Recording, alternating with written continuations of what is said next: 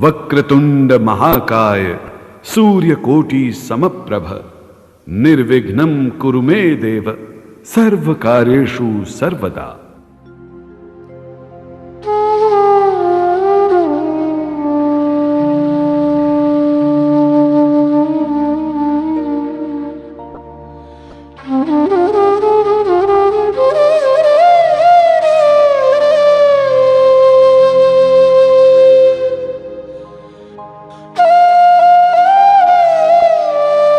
आज हमारा हिंदुस्तान सूरवीरों की वीरता के लिए, सतियों के सत के लिए एवं देवी देवताओं के चमत्कारों के लिए पूरे विश्व में अग्रणी है।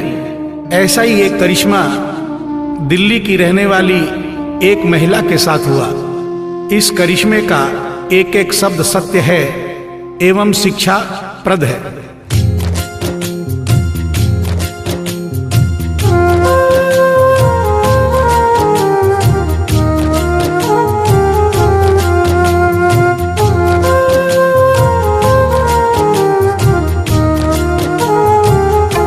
भगत के वश में है भगवान, भगत के वश में है भगवान, भगत के वश में है भगवान, भगत के वश में है भगवान।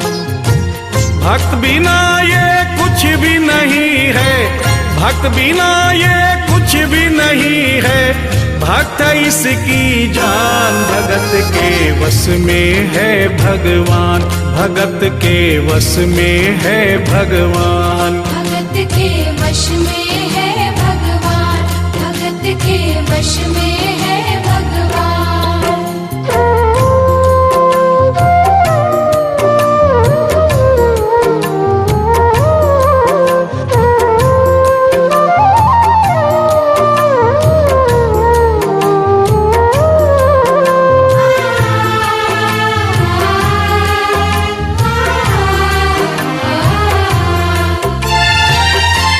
भक्त मुरली वाले की रोज वृंदावन डोले, कृष्ण को लल्ला समझे, कृष्ण को लल्ला बोले, कृष्ण को लल्ला समझे, कृष्ण को लल्ला बोले।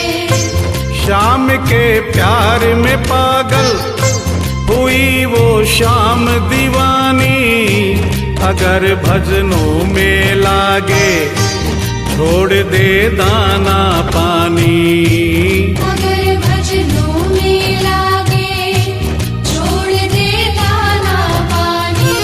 प्यार करण वो लागी इससे, प्यार करण वो लागी इससे, अपने पुत्र समान। भगत के वश में है भगवान, भगत के वश में है भगवान, भगत के वश में है भगवान, भगत के वश में है भगवान।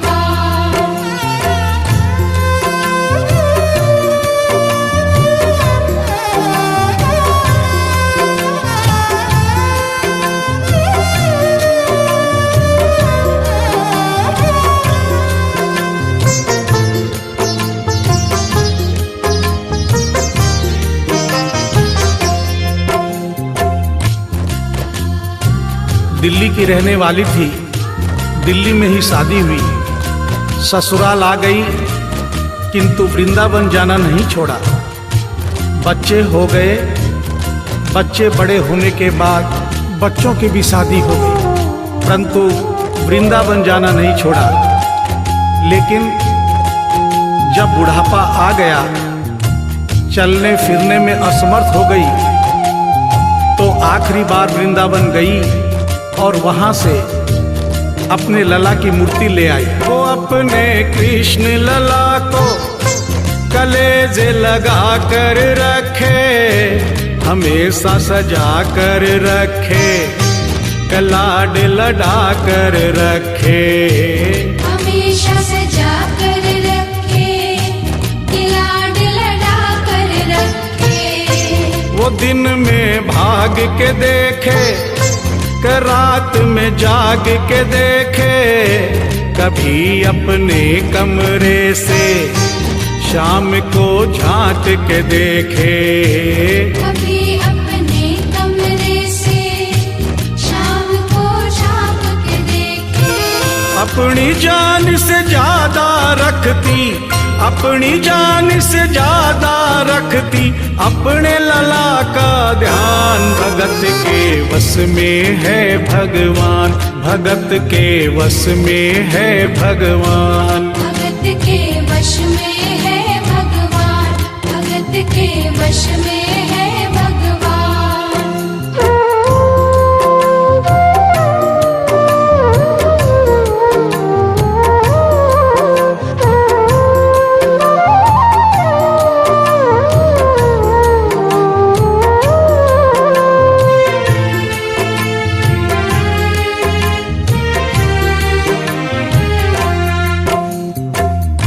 जन्माष्टमी का दिन आया, दुर्भाग्य से बुढ़िया माई की तबीयत खराब हो गई। अपने बेटे बहू से बोली, बेटा मेरे लला को दूध से स्नान करा दो, माखन मिश्री का भोग लगा दो एवं चंदन घिसकर चंदन का लेप लगा दो। और आज इसका जन्मदिन है, इसके कपड़े भी बदल दो। एक साथ इतना सारा काम बेटे बहू को झंझट से लगने लगे, किंतु माँ की तबीयत खराब देख के बेमन से काम में लग गए। कपड़े बदलने के लिए जो ही मूर्ति को उठाया, अचानक मूर्ति हाथ से गिर गई। बगल के कमरे में माँ बैठी थी, उसके कलेजे को धक्का सा लगा। माँ का दिल जान गया कोई अनहोनी हुई है। पूछने पर बेटे बहू ने बताया, माँ कोई खास बात नहीं है, कपड़े बदलते समय मूर्ति हाथ से छूट गई थी, उठाकर वापस रख दी है, चिंता नहीं करना। इतना सुनकर माँ का कलेजा फट गया, सन्न रह गई। बोली, बेटा तू कहता है कोई खास बात नहीं है, मेरा छोटा सा लल्ला इतनी ऊपर से गिरा, पता नहीं कहाँ कहाँ चोट आई होगी, पता नहीं मेरा लल्ला सही सलामत है या नहीं। अपने बेटे बहू से बोली, वो लल्ला लल्ला पुकारे, हाय क्या जुल्म हुआ रे, बुढ़ापा बिगड़ गया जी, लाल मेरा कैसे गिरा रे। बुढ़ापा बिगड़ गया जी, लाल मेरा कैसे गिरा रे। जाओ डॉक्टर को लाओ, लाल का हाल दिखाओ, अगर इसको कुछ हो गया मुझे भी मार गिराओ। अगर इसको कुछ हो गया मुझे भी मार गिराओ। रोते रोते पागल हो गई, रोते रोते पागल हो गई, घर वाले परेशान। भगत के वश में है भगवान, भगत के वश में है भगवान। भगत के वश में है भगवान, भगत के वश में है भगवान।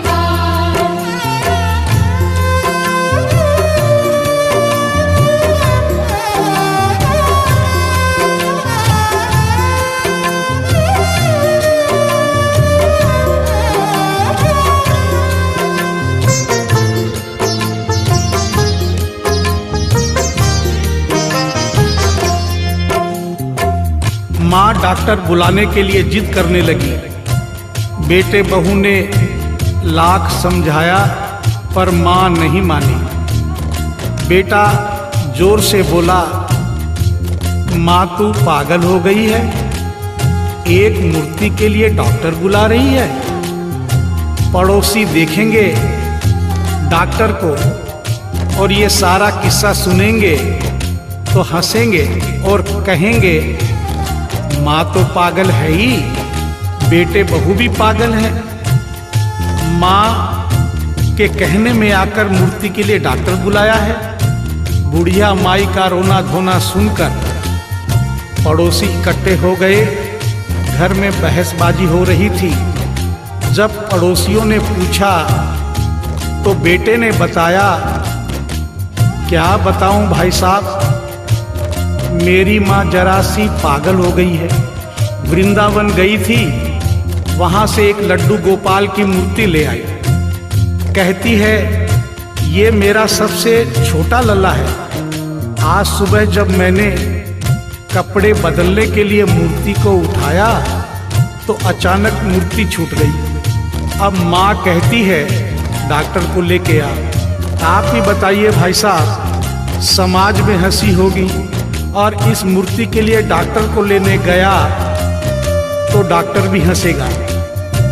पड़ोसियों में एक बूढ़ा पड़ोसी बड़ा समझदार था। उसने बेटे को समझाया, देख बेटा, बुढ़ापे में और बचपन में कोई फर्क नहीं होता।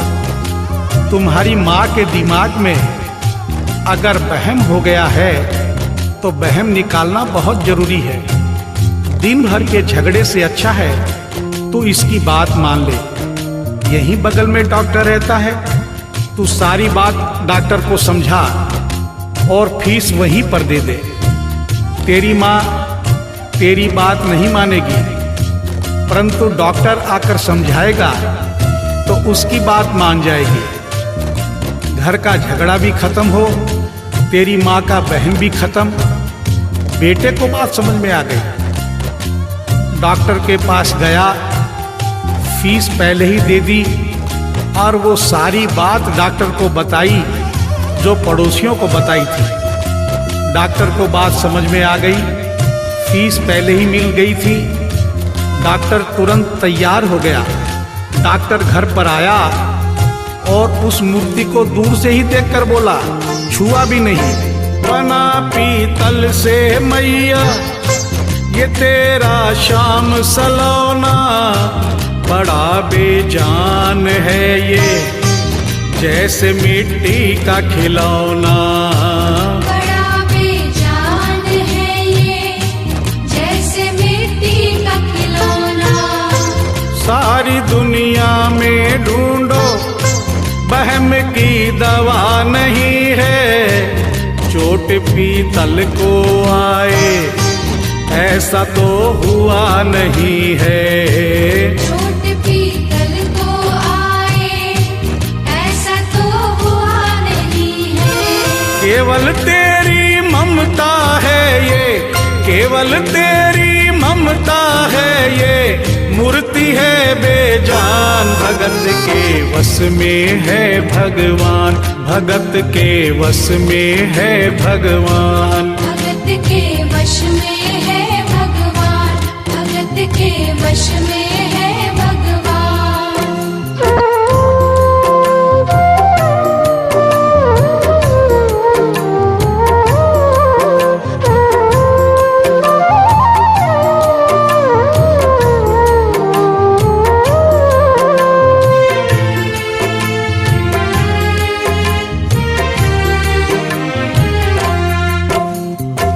डॉक्टर की बात सुनकर बुढ़िया माई ने कहा, डॉक्टर क्या उम्र हो गई तेरी? डॉक्टर सुनकर हक्का बक्का हो गया। बोला माई 65 साल। माँ बोली डॉक्टर तूने जिंदगी के 65 साल बेकार कर दिए। तूने इतना भी नहीं सीखा कि मरीज को देखे बिना रोग पकड़ में नहीं आता। तूने मेरे लल्ला को दूर से ही देखकर कह दिया कि ये पीतल की मूर्ति है, कम से कम चेकिंग तो करता। डॉक्टर को अपनी गलती का एहसास भी हुआ और थोड़ा गुस्सा भी आया। उसने कहा, ले माई तेरा बहम निकाल देता हूँ। उसने मूर्ति के माथे पर हाथ रखा और कहा, बोल माई क्या है? कुछ नहीं है। उसने मूर्ति के सीने पर हाथ रखा, कहा बोल माई क्या है? कुछ नहीं है। उसने मूर्ति की नब्ज पकड़ी और बोला, बोल माई क्या है? कुछ नहीं है। तब बुढ़िया माई बोली प्यार से, देख डॉक्टर, मेरा लल्ला अभी बहुत छोटा है और तू बूढ़ा हो गया है। हो सकता है मेरे बेटे की नब्ज धीरे चल रही हो, सीना धीरे से धड़कता हो, तू हाथ से नहीं पकड़ पा रहा हो, माँ की ममता है नहीं मानती। तू मेरा वहम निकालने के लिए एक काम कर दे, अपनी बक्सा में एक मशीन रखता है। बुढ़िया माई को स्टेथोस्कोप का नाम नहीं मालूम था। वो मशीन धीरे से धड़कने वाली धड़कन भी पकड़ लेती है। एक बार उस मशीन से चेकिंग कर दे, मेरा वहम निकल जाएगा। डॉक्टर ने फीस ली थी, उसका फर्ज बनता था कि जैसे घर वाले बोले उनकी बात माने। चेकिंग तो करनी पड़ेगी। डॉक्टर ने बेमन से स्टेथोस्कोप निकाला, अपने दोनों कान में लगाकर गोल वाला चक्कर मूर्ति के सीने पे रख दिया। आगे क्या हुआ सुनिए। जो ही सीने से लगाया और डॉक्टर चकराया, उसने कई बार लगाया, पसीना जम कर आया। उसने कई बार लगाया, पसीना जम कर आया। देख ये अद्भुत माया, रह गया हक्का बक्का, पसीना लगा पहुँचने, छूट गया उसका छक्का। पसीना लगा पहुँचने, छूट गया उसका छक्का। धड़क रहा सीना लल्ला का, धड़क रहा सीना लल्ला का, मूर्ति में थे प्राण, भगत के वश में है भगवान, भगत के वश में है भगवान। भगत के वश में है भगवान, भगत के वश में है भगवान।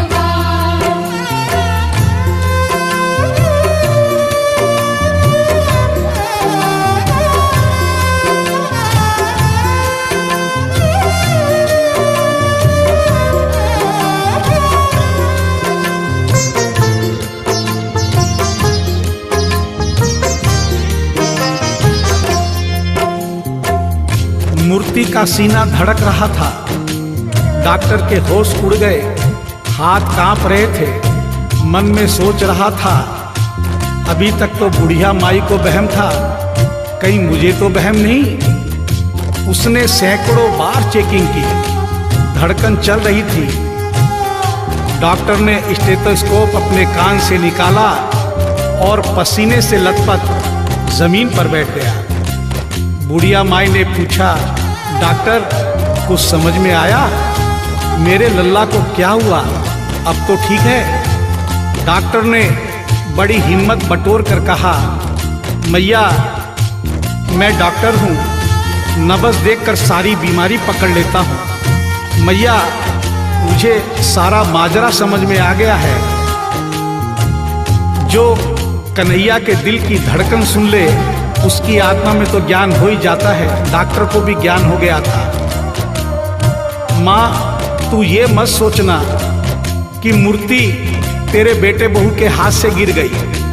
बेटे बहू को दोष मत देना, उन्हें नहीं डांटना। माँ तेरा लल्ला कैसे गिरा ये डॉक्टर जान गया है। मेरी बक्सा में ऐसी कोई दवाई नहीं जो तेरे लल्ला के लिए बनी हो। डॉक्टर को आत्मा में ज्ञान होने से उसने बड़ी भक्तिपूर्ण और भावनापूर्ण बात माँ को बताई कि माँ इसकी एक ही दवाई है जो किसी डॉक्टर के पास नहीं, माँ वो सिर्फ तेरे पास है। माँ से मिलने की खातिर ये लल्ला मचल गया था, तुम्हारी गोद में आने जरा सा उछल गया था।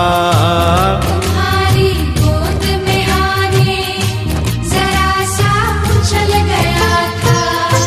तू इसको गोद में ले ले, लाल मुस्कान लगेगा, गोद में खुद भी नाचे तुम्हें भी नचाने लगेगा। गोद में खुद भी नाचे तुम्हें भी नचाने लगेगा। कस के पकड़ियो लल्ला तेरा, कस के पकड़ियो लल्ला तेरा, थोड़ा सा शैतान भगत के वश में है भगवान, भगत के वश में है भगवान। भगत के वश में है भगवान, भगत के वश में है भगवान।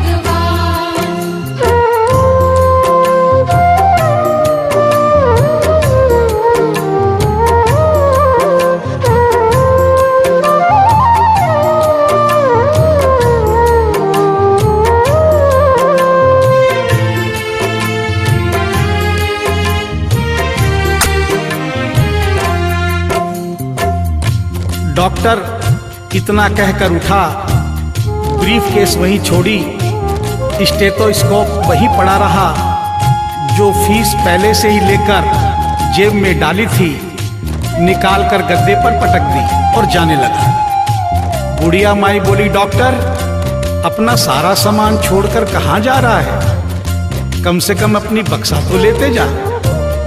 डॉक्टर पलट कर बोला, माई अब इस सामान की मुझको जरूरत नहीं पड़ेगी, अब ये मेरे लिए बेकार है।